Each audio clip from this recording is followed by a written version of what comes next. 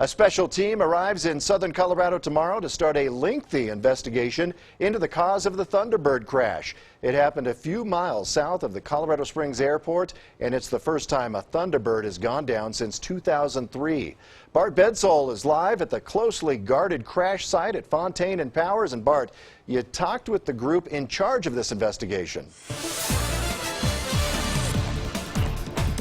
That's right, James. They describe this as the infancy stage of the investigation. Behind me, they have enough lights to keep it lit up at night and make sure the scene stays secure. The F-16 is the face of the Air Force, so whatever findings this group comes up with will likely have a big impact.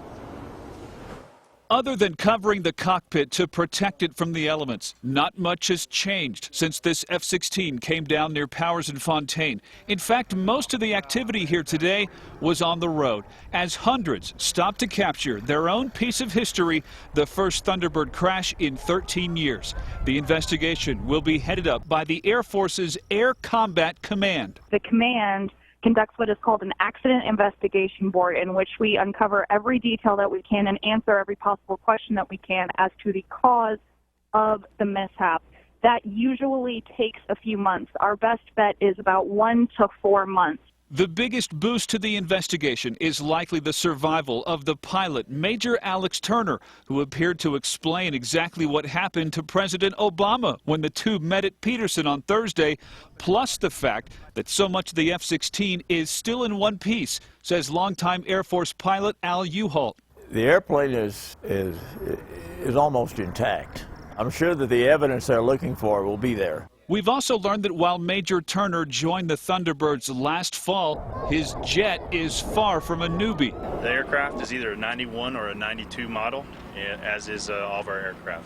Is that typical of F-16s today, or aircrafts in general in the military, to be upwards of 20 to 30 years old?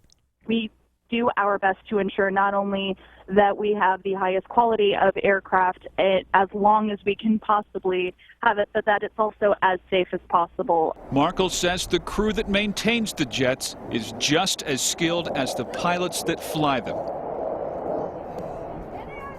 Now we understand the rest of the Thunderbirds are still at Peterson tonight. They announced earlier today that they will not perform in New Mexico tomorrow as scheduled. A special board that is soon to be formed will decide when the Thunderbirds can perform once again. Live at Powers and Fontaine tonight, Bart Bedsole, KRDO News Channel 13.